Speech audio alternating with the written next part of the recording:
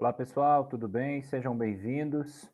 Vou ajustar o volume aqui para a gente poder iniciar. Obrigado aí pela paciência, compreensão de sempre, né? Nossa aula de CIF hoje, falando então da contabilidade aplicada às instituições financeiras. Eu falei para vocês que a gente ia entrar numa parte mais prática, né? Para não demorar muito aí, ver um pouco do débito e crédito. Então eu viabilizei aqui um exercício para a gente poder fazer nos moldes mais simples, né? E começar a entender a natureza das operações e essa dinâmica que ocorre para a parte da contabilidade das instituições financeiras. Então, a gente vai fazer livro diário, livro razão. Eu vou pular a parte dos balancetes, tá? Até porque, se for necessário, depois a gente consegue praticar, mas, de modo geral, o nosso foco aqui é entender um pouco mais da estrutura do balanço e da própria DRE também, vendo então como é que funciona esse débito e crédito da operação que envolva aí a instituição financeira. Então, eu deixei aqui uma série de eventos que a gente vai executar pelo débito e crédito para justamente ver o impacto disso dentro do patrimônio dessas instituições. Então, seguindo aí, a gente tem na número 1, né, a elaboração dessas operações e depois eu solicito ali a apresentação dos livros, né, com as respectivas identificações das contas e tudo mais. Bom, em novembro, aqui no dia 3 de novembro, a gente vai ter a integralização do capital social por meio de aplicação em caixa, né? Quer dizer o quê? O banco, como eu já expliquei para vocês, a gente está criando aqui um banco e fazendo a contabilidade dele, tá?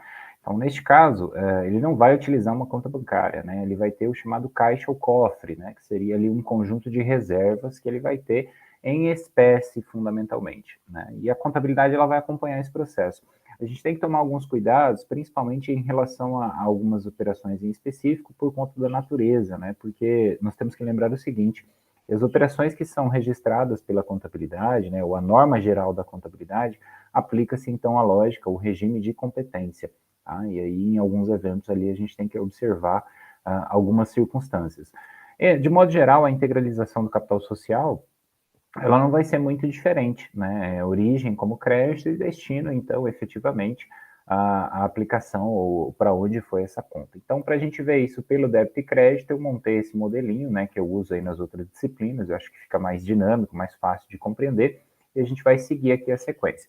Bom, a integralização ela vai debitar o caixa e creditar o capital social. Né? Então, seria o mesmo que uma integralização de qualquer outra entidade, tá? É a formação do patrimônio da pessoa jurídica, sem o qual não pode ocorrer. A gente está falando de uma SA, então ela tem algumas variações, né? Porque o capital social normalmente ele deriva ali de investimentos, ele deriva ali de um conjunto de sociedade diferente, né, das limitadas, por exemplo. A sociedade anônima ela vai ter diversos sócios anônimos, e aí a gente vai ter que estudar, por exemplo, se estiver falando de uma instituição específica, a gente tem que entender o estatuto social dela, perceber como que é a estrutura, né, esses 100 mil reais, eles são capitalizados de que forma, né? Geralmente a gente coloca lá no contrato social ou no estatuto também, dizendo o montante e o valor pertencente. Né? Então, se tem outra pessoa jurídica ou algo nesse sentido.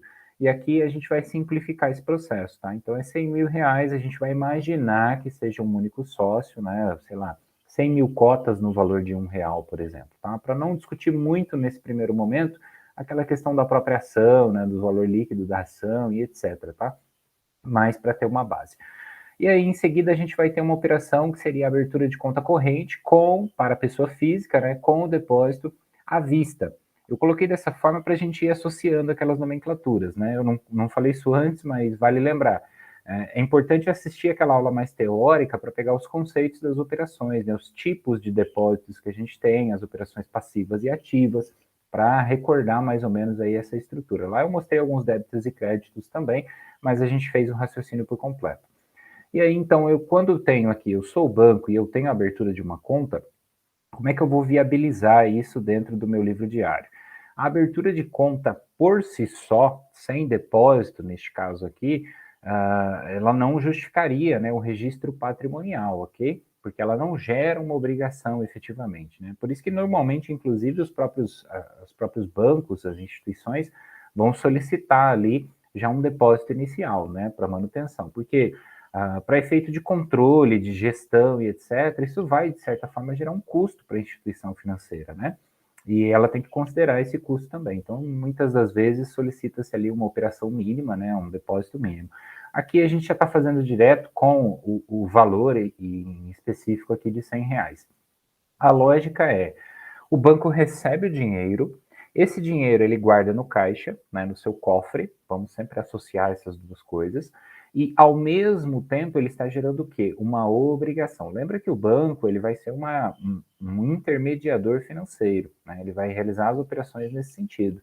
Tá? Então, para efeitos de patrimônio da instituição, aquela operação de abertura de conta com depósito, para que aquele valor fique disponível para o cliente, para ele movimentar livremente, por isso que é um depósito à vista, ele vai ter que ser registrado na visão do patrimônio da entidade como uma obrigação. Tá? Então, essa conta depósitos à vista, pessoa física, ela vai participar lá do nosso grupo do passivo circulante, né? Uma obrigação de curto prazo. Tá? Então, dentro dessa análise. E o caixa, eu acho que eu não preciso citar, né? Ativo circulante é fácil a compreensão. Em seguida, a gente vai ter então a abertura de conta poupança, pessoa física com depósito poupança. Lembrando, a gente tem os três tipos, então, depósito à vista, depósito poupança e também os depósitos a prazo, né, que são os investimentos. A poupança e o depósito a prazo, eles envolvem lá aquela análise e a verificação de rendimentos, tá? Então, a remuneração sobre o capital utilizado. Então, é preciso tomar alguns cuidados. Aqui a gente ainda não vai trabalhar com isso.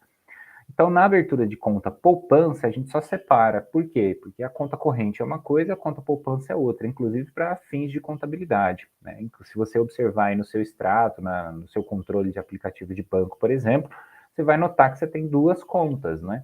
Elas, inclusive, possuem, normalmente, aí uma numeração parecida, só que a variação, o tipo da conta é diferente, justamente por conta desse controle. Ainda que sejam da mesma pessoa, é quase como se ela tivesse duas contas. Né? A gente não fala que é duas contas porque é vinculado a uma mesma pessoa. Então, essas informações são agrupadas. Tá? Mas, para efeitos de controle patrimonial, a conta poupança ela precisa ser registrada separadamente porque ela incidirá ou envolverá, em muitos dos casos, a remuneração.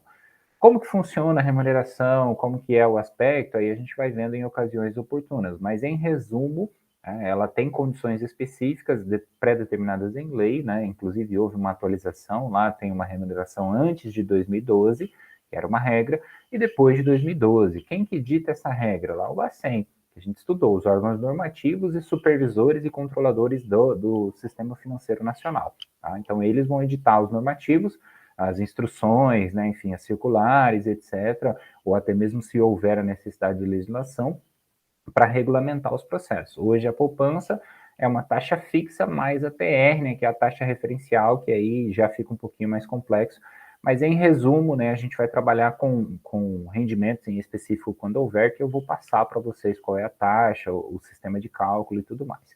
Aqui o que a gente tem que considerar é que o depósito em poupança, pessoa física, também vai compor o nosso passivo circulante, beleza? Trata-se então de uma obrigação, novamente. Apesar dela ter a remuneração diferente do depósito à vista, o depósito poupança ele vai ficar para livre movimentação também, né? Eu posso, por exemplo, ir no caixa eletrônico e fazer esse saque, então é uma obrigação de curto prazo. Tá? Existirão depósitos à vista, aliás, depósitos a prazo, que a gente não vai ter aqui, mas eles poderão, por exemplo, ser de curto ou de longo prazo, a depender do tipo da operação. Mas, de forma geral, a gente percebe que o estilo, né, a natureza aí do lançamento, melhor dizendo, vai ser o mesmo, débito caixa, crédito, obrigação, que seria o depósito poupança. Eu estou separando pessoa física para a gente poder, eventualmente também lá na frente, separar essas contas, né? Depósito à vista, pessoa física, depósito à vista, pessoa jurídica. Porque aí, inclusive, a gente tem uma série de regrinhas que podem variar de um caso para o outro. Então, continuando ali, a gente vai ter aqui na letra D, né, no dia 12, o banco realizando um empréstimo para uma pessoa física em conta corrente, com pagamento em 30 dias, no valor de R$ 200, com juros de 10% ao mês. Aqui a gente não vai ter a remuneração dos juros ainda, a gente só vai registrar a operação, que ela acontece no dia 12 de novembro, então os juros renderia, né, para o banco aí no dia 12 de dezembro de 2021, a gente não vai chegar até lá, e é um outro lançamento, tá? O que eu tenho que entender nesse tipo de operação? É a intermediação financeira, então eu me coloco sempre no meio. Essa visão geral aqui do banco vai ser basicamente o seguinte, ele vai liberar o recurso e a gente vai trabalhar isso, né, no débito aqui em específico, como se fosse um clientes a receber, um montante que deve retornar. Os juros que é acrescido a esse valor, ele vai ser trabalhado como uma renda, né? Enquanto, por exemplo, a gente tem para a contabilidade comercial das outras instituições, aí, das outras empresas, a receita de juros, juros ativos, né, sendo contabilizada como receita financeira, aqui vai ser uma das principais receitas, né, a receita operacional por intermediação financeira que a gente vai ver na DRE depois. Só não está acontecendo ainda porque, né, acabamos de emprestar, ok? Então se coloca mais ou menos nessa linha de raciocínio. E aí, eventualmente, daqui 30 dias é quando a gente faria o reconhecimento dessa receita, tá? Lembrando que a receita ela vai ser contabilizada pela competência, efetivamente. E aí, a partir desse princípio, a receita ela pertence, neste caso, né, daqui 30 dias ao mês seguinte. Portanto, a gente não vai contabilizar ela nesse primeiro momento. E aí eu coloco o crédito, depósitos à vista, pessoa física, porque foi para aquela conta corrente. Então, aqui eu estou falando de uma conta do passivo circulante, e aqui eu estou falando de uma conta do ativo circulante, que é o que eu falei para vocês, seria o semelhante aí ao contas a receber, ao clientes a receber, né? Operações de crédito, empréstimos para especificar o tipo da natureza ali da operação que está acontecendo e pessoa física para tornar ainda mais específico, no valor de R$ 200, ok? Existiria aí a possibilidade da gente fazer um trabalho de compensação, né? E aí é muito natural que a gente pense mais ou menos assim, poxa, mas isso não sai do caixa do banco? De certa maneira, sim, tá? Mas a gente faria aí uma série de outros lançamentos de compensação, seriam, por exemplo, temporários, né? E aí, efetivamente, a gente não vai necessariamente trabalhar com esse montante, tá? Com essa série de lançamentos. A gente vai direto no lançamento de operações de crédito, justamente para dinamizar esse processo. Em seguida, então, a gente vai ter aqui, no dia 15, né, o banco realizando um serviço, eu falei um pouco sobre a tributação para vocês, a gente vai colocar o ISS de 5% para a pessoa física aí no valor de R$ 30. É um conceito um pouco mais delicado, né, um pouco mais avançado também, mas é só para a gente começar a trabalhar e ter pelo menos alguma espécie de receita. Então, como é que eu registro isso? A prestação de serviço vai caracterizar uma renda, uma forma de renda para uma instituição financeira, para o banco. Então, eu vou, nesse momento, receber esses R$ 30 e reconhecer essa receita, né, partindo do pressuposto que eu fiz e já cobrei, já recolhi isso do meu cliente. Os tipos de serviços que vão se encaixar no ISS vão ter algumas variações. A maior dificuldade que se fala, por exemplo, para um município fazer a tributação em cima do banco, entendendo aí que o ISS ele é um tributo municipal, né, o imposto sobre serviço, ou o imposto sobre serviço de qualquer natureza, incluindo aí as instituições financeiras e bancos, vai ser justamente a emissão de documento fiscal, né? O banco ele não vai emitir necessariamente uma nota fiscal de serviço para todo cliente que ele cobra lá uma taxa ou efetua a prestação de um serviço, tá? Então a gente só está usando como exemplo para meio que visualizar como é que seria efetivamente esse caso. E aí, junto a isso, eu preciso reconhecer a despesa com o imposto, né? Porque esse imposto ele vai ser tributado. E aí eu mostrei para vocês essa série de lançamentos. Então a gente reconhece a receita, nós não vamos registrar aqui custo de serviço prestado, né? Mas se houvesse, eu poderia registrar uma despesa, efetivamente ali, junto a essa, por exemplo, eu recebi a receita de R$ 30, mas aquele serviço ele teve um custo efetivo ali de R$ 10, por exemplo, né? Então, a despesa com serviço prestado seria possível também fazer esse registro. A gente só está pulando essa parte para simplificar. Então, a despesa com ISS, no caso aqui, é direto com o imposto e o imposto a recolher, que é a contrapartida do passivo circulante. Então, sempre que eu tiver o lançamento aí de um imposto, eu vou ter que trabalhar com essas duas classes, né? Natureza conta de resultado e também, ao mesmo tempo, a criação de uma obrigação, que é uma conta patrimonial ou passivo circulante, beleza? E aí o cálculo foi muito simples, né? Para a gente não se apegar muito a isso. O valor da venda, né, no caso aqui do serviço prestado, a alíquota que eu vou aplicar e o ISS a recolher ou a pagar, como preferirem, significando aí a mesma coisa. Reconhecimento de impostos sobre a renda, né, que eu vou ter aí, no caso, eu citei para vocês PIS, COFINS, né, e aí a gente vai entender que a partir daqui acabaram as operações, então eu vou fechar o mês e vou fazer o reconhecimento desses impostos sobre a renda, que é justamente para caracterizar aquele período. PIS e COFINS serão recolhidos mensalmente, imposto de renda e contribuição social sobre o lucro líquido. Tem várias formas da gente trabalhar dentro do lucro real, né? Eu posso trabalhar com a estimativa mensal, eu posso trabalhar com ele trimestral, eu posso trabalhar com ele anual. Isso depende muito da operação que a entidade realiza. Então, aqui a gente vai fazer como se fosse um mensal, né, para poder ir registrando pelo menos essa provisão todos os meses. No caso do PIS, a gente vai trabalhar com a alíquota de 0,65, né, naquela aula anterior eu comentei com vocês também. Então, para fazer o cálculo aqui, eu estou considerando o quê? Justamente a renda, a receita. Né? E aí eu não vou entrar naquela discussão se o ISS ele compõe ou não compõe, ou deveria ser diminuído aí da base da receita. Né? A gente vai trabalhar com a receita bruta e para não ter complicações. Né? Então, no caso aqui, eu peguei os R$30, multipliquei pela alíquota de 0,65, né, os 0,65%, resultou em 20 centavos. Esse é o meu PIS a recolher, como só houve aquela receita, e é também a minha distribuição, a minha despesa de contribuição, desculpem, em relativo aí ao PIS barra PASEP. Um reconhecimento de impostos sobre a renda repete-se para o COFINS, partindo da mesma natureza de lançamento. Débito, despesa de contribuição ao COFINS e crédito COFINS a recolher. A gente está separando os dois aqui para facilitar. E eu vou utilizar a alíquota de 4%. Né? Então, mais uma vez, eu estou aplicando aqui os R$30 da renda, né, da receita efetiva que aconteceu. Tá? Então, para dinamizar esse processo, a gente vai ter sempre esses dois aplicados sobre o total da renda. Se eu tivesse tido, por exemplo, uma renda de serviço de R$30, mais os 10% lá de um empréstimo que foi feito mês passado. Né? Então, eu ia somar essas duas receitas e aplicar isso como base total de cálculo para efeito de PIS e COFINS. A provisão que a gente vai executar aqui, que eu deixei para vocês também para relembrar aí, o provisionamento vai ser baseado naquela lógica de 15 para o IR e 25 para a contribuição social. Então, a gente vai fazer o provisionamento porque, efetivamente, o pagamento não vai acontecer. Então, nós fazemos ele antes da apuração de resultado. Como é que eu faço essa análise aí?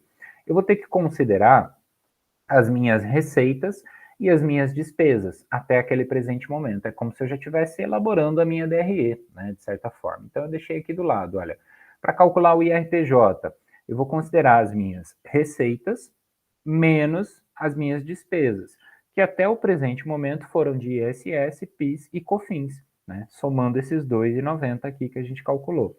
Tá? Então, a partir desse raciocínio, antes mesmo de fazer o débito e crédito de apuração de resultado, eu tenho que fazer a provisão. E a provisão é como se a gente fizesse um cálculo à parte, né? Fora ali do livro diário e depois lançasse diretamente no livro diário. O caso da contribuição social vai ser o mesmo raciocínio, então eu estou considerando aqui, olha, R$30 menos, vou puxar para cá para ficar melhor, R$30 menos o 1,50 do meu ISS, menos o 0,20, né, no caso aqui para ficar mais fácil, 0,20 do nosso PIS, né, e também menos 1,20 COFINS. Então, eu cheguei à base de 27,10. Isso seria, se eu já estivesse elaborando a minha DRE, como se fosse um resultado, né, antes do imposto de renda, antes da contribuição social sobre o lucro líquido. E efetivamente eu preciso calcular a minha alíquota. Né? Então, vezes o 25%, que a gente vai usar como base aqui, eu vou chegar a essa medida, né, de 6,78 arredondados aí. Somos dois, essa é a minha provisão total, considerando a receita do período, considerando as despesas do período, tá bom? Então, aí eu chego ao fim do mês, né, eu não coloquei aqui, mas vocês sabem que a gente precisa realizar a apuração de resultado, mais uma vez, princípio da competência, são todas as receitas, todas as despesas. E aí, para apurar o meu resultado, eu vou considerar, então, as minhas receitas, que é a minha renda neste caso, e as despesas já registradas. Então, eu vou zerar as contas de resultado com o débito receita, crédito ARE. Débito ARE, crédito despesas. Natureza inversa, né? Justamente para fazer o zeramento lá no meu razonete. E aí eu vou achar, então, o registro aqui da minha despesa com impostos e contribuição sobre o lucro, estou somando os dois, mas dá para fazer separado também, né, para registrar especificamente o valor de cada um. E aí, efetivamente, eu encontro o meu lucro, né, que vai ser justamente a nossa receita, voltando aí ao raciocínio, R$30, menos, para cá, R$ 2,90 que foram o ISS, o PIS, COFINS, menos a provisão, né, que vai ser a minha despesa de imposto de renda, eu vou chegar a um lucro ali de 16,26. Então, aqui na fórmula do Excel, eu já deixei ele somado para vocês poderem conferir e, eventualmente, aí tirar as dúvidas de acordo com o que for aparecendo, tá? Então, a gente apura o lucro aqui e aí o certo, né, o ideal é a gente fazer a distribuição desse lucro, tá? Então, tem uma série de regrinhas que aí primeiro vamos praticar essa parte mais básica, dominar ela, depois a gente faz a distribuição conforme a própria lei das SAs vai predeterminar, né, toda a estrutura do estatuto e tudo mais. Eu deixei aqui lucro líquido só para a gente saber que fechou, né, mas eu poderia, eu deveria continuar fazendo as operações, inclusive o registro, justamente com as participações, né, com até que eu chegue efetivamente a um resultado, né, e aí o lucro eu posso fazer reserva, eventualmente aí eu vou fazer as distribuições, então eu vou pagar a participação de empregados, eu vou fazer a distribuição de acionistas, por exemplo, né, conforme o nível de participação de cada um, então isso vai ficando cada vez mais complexo. Aqui foi só para a gente ter uma escala do que seriam essas operações a fim de entendermos o débito e crédito. Tá? Mas a essência do lançamento, o que é o débito e o que é o crédito, continua o mesmo. As nomenclaturas são um pouco diferentes, mas a gente vai praticando, vai ficando cada vez mais fácil. E aí o que eu faço depois? Jogo para o razonete. Então, cada continha, conta de resultado e conta patrimonial, vai ter que ter um razonete. Tá? Então, como vocês já vão elaborar razonetes, eu não vou necessariamente cobrar o balancete, mas o balancete nada mais é do que toda a movimentação a débito e a crédito do próprio razonete. Né? Então, é como se fosse aí uma prévia do balanço patrimonial. Né? Então, uma vez que você sabe que o razonete, com o saldo final, ele vai para o balanço, contas patrimoniais, obviamente, incluindo-se aí o lucro, né, ou resultado de forma geral, a gente tende a simplificar o processo dessa forma.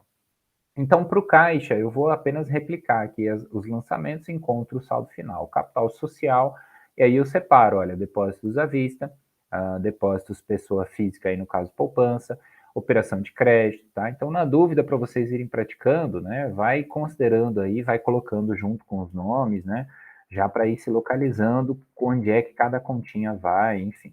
A gente não vai usar a estrutura de um plano de contas fixo, necessariamente, inclusive com as numerações, né? Porque daí fica bem extenso, às vezes até fica um pouco mais complicado de entender para quem está começando. Então aqui eu lancei a operação de crédito, né? Enfim, as contrapartidas todas vocês podem se localizar. Então, por exemplo, débito, operação com crédito, empréstimo para pessoa física, crédito, depósito à vista. Eu entendo que esse empréstimo ele aconteceu disponibilizando aquele recurso na conta corrente da pessoa física. A renda, né, que depois a gente vai fazer o zeramento, as despesas com ISS, PIS, COFINS e as contrapartidas aqui relativas ao recolhimento a ser feito, né, porque geram as obrigações. Então, foi débito, crédito, débito, crédito. Tá? Então, é para se localizar melhor aí. A despesa com imposto e contribuição sobre o lucro, né, o imposto de renda e a contribuição social sobre o lucro líquido, conforme a previsão que nós fizemos ali, o lançamento de provisão, a apuração do resultado, incluindo esta provisão já, para o fechamento da apuração de um lucro líquido, né, ou de um resultado líquido a distribuir. Tá? Então, é apenas para lembrar que a distribuir significa que a gente teria mais operações a serem executadas.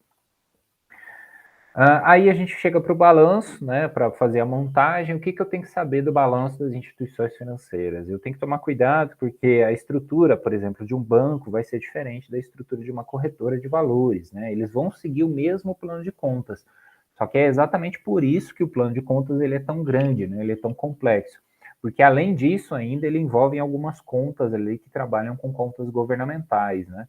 Porque o banco normalmente, a instituição financeira, ela faz alguns tipos de operações que vão envolver aí, como a gente estudou anteriormente, o governo como um todo, né? As instituições vão representar o governo de certa forma. Então, necessariamente há um vínculo lá com o plano de contas de alguma, de certa forma aí com o plano de contas aplicado às instituições públicas, né, no Brasil. Então aqui eu estou simplificando, mas ele nunca vai deixar de ter, isso é importante a gente entender, um ativo, um passivo e um patrimônio líquido, né? E entendendo que o patrimônio líquido faz parte das obrigações. Tá? Então aqui, efetivamente, o que é o ativo? É o conjunto de bens e direitos da instituição financeira. Então, o que, que a gente vai ter dentro dele? Um circulante, que é o curto prazo, até 12 meses depois da data de demonstração. Né? Então, o empréstimo ele foi feito com a especificidade de ser recebido, né, de ser pago, pago pelo cliente, recebido pelo banco, em 30 dias. Então, se eu estou fechando o balanço no fim do mês, em 30 dias é curto prazo. O que seria o longo prazo? 12 meses depois da minha demonstração contábil, tá? Depois do fechamento ou da apuração, do levantamento de dados ali. Eu tenho alguma coisa do ativo não circulante? Nenhuma coisa aqui nesse momento, porque eu não realizei nenhuma operação de longo prazo. E o que comporia aí o ativo não circulante? As mesmas ideias que a gente tem lá das outras empresas. Então, eu vou ter aí um grupo de realizável a longo prazo, com as operações de crédito, por exemplo, com, às vezes, aplicações de longo prazo, que a própria instituição financeira vai fazer para gerar aquele recurso, né, extra. Eu vou ter também aí a parte de imobilizado, intangível, entre outras características. Aqui eu não coloquei tudo isso para a gente focar realmente no que precisa, né? Então, o saldo da conta caixa, mais as operações com crédito, totalizando aí o ativo em R$ 100.630. Para o passivo, eu vou ter os depósitos, que é um grande grupo, né? E aí é como se eu tivesse aqui uma conta analítica. O que significa isso? Eu tenho lá depósitos à vista, que seriam as contas correntes, né? E aí eu tenho 3 clientes. Obviamente, eu vou manter um controle separado de cada uma das contas desses clientes, né? Então, aqui eu só estou trabalhando com o total. A conta sintética, ela vai justamente reunir essas informações. Então, todos os depósitos à vista. Aí lá dentro eu vou fazer esse desmembramento, né, para especificar que, olha, o cliente Roberto, a Maria, o João, cada um tem o seu saldo, tem a sua movimentação. Até porque, como vocês sabem, como consumidores de produtos financeiros, a gente precisa ter o acesso a extrato, a gente precisa ter o controle da movimentação, né? Precisa fazer todo esse trabalho, tá? Então, o depósito pessoa física aqui, no caso da vista, seria um somatório de todas as operações que foram realizadas, né? Tanto é que a gente só fez um razonete. Depósitos poupança, saldo da conta também, né? E aí a gente separa as obrigações, aí no caso aqui, as obrigações tributárias, né? A fim de identificar melhor essa informação, tá? Então, eu teria ali também, eu poderia colocar, por exemplo, obrigações tributárias, né? De curto prazo, nesse caso do passivo circulante, e aí eu faria o registro, né? O levantamento dessas informações de acordo com o que foi trabalhado na contabilidade até o momento. Então, eu tenho ISS a recolher, o PIS a recolher, COFINS a recolher, IR e contribuição. Né? Entendendo que isso aqui eu estou trabalhando com estimativa, né? Com a previsibilidade ali de acordo com a provisão que a gente calculou. Passivo não circulante são os exigíveis de longo prazo, né? Isso pode acontecer, por exemplo, do banco ele tomar um empréstimo de outra instituição financeira que seja de longo prazo, ele pode realizar algum tipo de operação, enfim, ou ter alguma característica ali que ultrapasse os 12 meses após a demonstração contábil. O patrimônio líquido ele vai ser justamente os resultados, né? Então ele é composto pelo capital social, pelas reservas, pelo lucro como um todo, né? Enfim, a distribuição desse lucro reduz esses saldos e assim sucessivamente. Então não é muito diferente do que a gente já está acostumado. Talvez pelas nomenclaturas, eventualmente, mas numa estrutura geral, bens e direitos e obrigações do outro lado. E essa conta ela vai fechar, ela tem que fechar justamente pelo princípio, né, de origem e destino que a gente conhece, que é o método das partidas dobradas. Então, aqui no caso, eu lancei o lucro acumulado, a gente sabe que ele teria que ser distribuído, repartido em reserva e etc, etc. Então, a soma do total do ativo aqui deve ser igual ao total do passivo, né? Como a gente já conhece, estou somando os 3 grandes grupos no passivo para finalizar o balanço. E na DRE, a gente vai ter basicamente receita menos despesa. A diferença é que a receita da instituição financeira, né, é específico a essa intermediação financeira e prestação de serviço. Né, mas as despesas vão estar vinculadas a isso também. Então, por exemplo, aqui eu deixei receita, né, que é a renda com operações de crédito. Normalmente a gente vai ter. Seria aqueles juros. Se o cliente já tivesse pago aqueles juros, se ele já tivesse sido contabilizado, a gente ia demonstrar ele aqui. Como não houve nenhuma operação de intermediação financeira, o que, que é isso? É aquela ideia que eu já expliquei várias vezes para vocês. Então, eu pego do poupador, né, sob a condição de remunerá-lo no futuro, R$ 100. Eu vou emprestar isso para alguém e vou cobrar, eu vou pagar 10%, então eu cobro 20%. A diferença é o spread, né? E aí, basicamente, eu intermedio, porque esse recurso, de certa forma, ele não vai me pertencer, eu apenas regulo essa intermediação, né? Eu faço essa intermediação justamente para facilitar o acesso ao crédito. Porque daí, quem tem sobrando sabe que é mais confiável emprestar para o banco. E quem tem a necessidade desse crédito, né, desses recursos, sabe que também é mais confiável pegar direto com o banco, né? Então, a gente vai ter renda com operações de crédito, renda com outros serviços e tarifas e assim sucessivamente. Então, aqui eu deixei um resultado de intermediação financeira que nada mais, nada menos é do que o próprio conjunto de receitas e despesas relacionadas às operações de crédito, tá? A hora que a gente fizer contabilização de juros e etc., a gente vai ter exemplos que vão encaixar aqui. Outras receitas e despesas operacionais seria, por exemplo, né, a gente tem a receita de prestação de serviço e tarifa. Foi nesse caso aqui, R$ 30.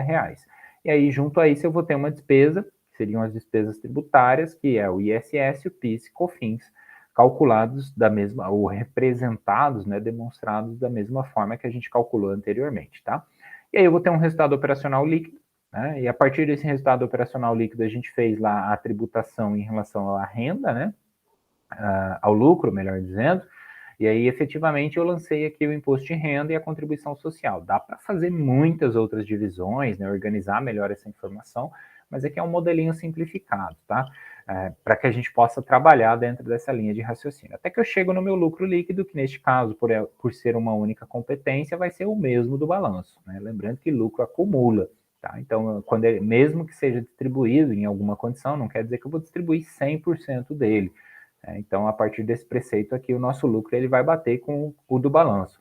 Mas, efetivamente, né, quando se trabalha aí várias competências, por exemplo, janeiro, fevereiro, março, abril, maio, junho, para fechar o semestre, eu posso ter vários lucros ao longo dos períodos ali, e esse resultado apresentado no balanço ser diferente da DRE de junho, né, que é o que acontece nas entidades, como a gente já conhece. Aqui eu deixei no caso da circular que a gente tem, que seria um modelo tradicional de DRE, né, ele apenas apresenta a informação em relação a como que deveria ser composta a DRE para as instituições financeiras, né, e aí ele vai apresentar basicamente as seguintes ideias.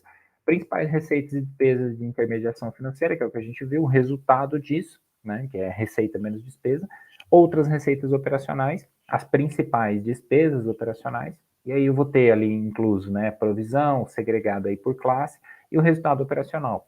A partir disso, né, os outros itens que encaixem aí como receitas e despesas, resultado antes dos tributos e participações, é o que a gente chama de resultado líquido antes do imposto de renda, os tributos e a participação, né, que seriam essa distribuição de lucro, e efetivamente o resultado líquido, para daí calcular o resultado líquido por ação. Então, é como se a gente tivesse parado aqui, tá? E de uma forma bem simplificada, né? A gente resumiu muita coisa. Nós chegamos ao resultado líquido, que seria justamente o lucro apurado nesse período a distribuir. Porque aí a distribuição leva em conta algumas regrinhas, né? Uma série, uma sequência em específico, algumas pré-determinações. A legislação, ela dá até alguns parâmetros de como deve ser feito, mas ela não estabelece percentuais em específico, né? Isso geralmente varia de cada instituição. Então, como vocês estão vendo, é um exercício simples, prático da gente poder tentar resolver e vai levantar aí algumas questões para vocês, a fim de que vocês pratiquem um pouco dessa contabilidade aplicada às instituições financeiras. Junto ao balanço da DRE, a gente poderia elaborar, deveria elaborar também DFC, DVA, né, a DRA, inclusive, demonstração do resultado abrangente, se for o caso.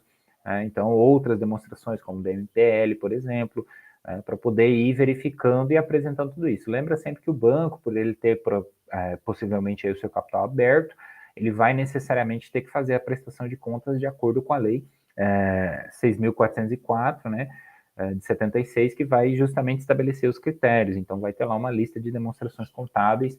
Se eu não me engano, o artigo 176 vai falar do ativo em diante e vai trazer já a relação de demonstrações aí, e vai, inclusive, ilustrar o cenário que a gente encontra. Então, você vai para o Google, ou outro buscador aí de internet, você vai localizar as demonstrações. Quero saber como é que é o balanço do Banco do Brasil, da Caixa Econômica, ou de outro banco que eu tenho minha conta aqui para ver como é que são os resultados, como é que são essas operações, a DRE e tudo mais.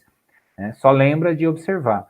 Se você está estudando a demonstração financeira de um banco, ela vai seguir um modelinho. Se você está estudando a demonstração de uma corretora, por exemplo, né, de valores mobiliários, uma holding, enfim, né, o que for o caso, você vai ver que existem algumas variações, tá? Mas a regra, em essência, vai ser muito similar, né? E aí a complexidade das operações é o que vai tornando mais interessante esse assunto. Então o exercício está aí, eu gostaria que vocês tentassem resolvê-lo, né? E na dúvida voltassem nessa aula na medida do possível para ir vendo os principais pontos, onde é que surgem as dúvidas, e aí a gente discute isso na nossa próxima aula ao vivo, para poder ir sanando, né? E vendo outros tipos de operação, a contabilização dos juros, tudo aquilo que eu comentei ao longo desta aula, beleza? Então espero ter ajudado, né? Espero que esteja contribuindo aí com o conhecimento de vocês. Anotem tudo que for surgindo de dúvida, né? Claro, não sei tudo, mas a gente vai pesquisando junto, trabalhando, estudando, para justamente melhorar o nosso nível de conhecimento, beleza? Valeu então pela atenção, bons estudos, vejo vocês na próxima aula.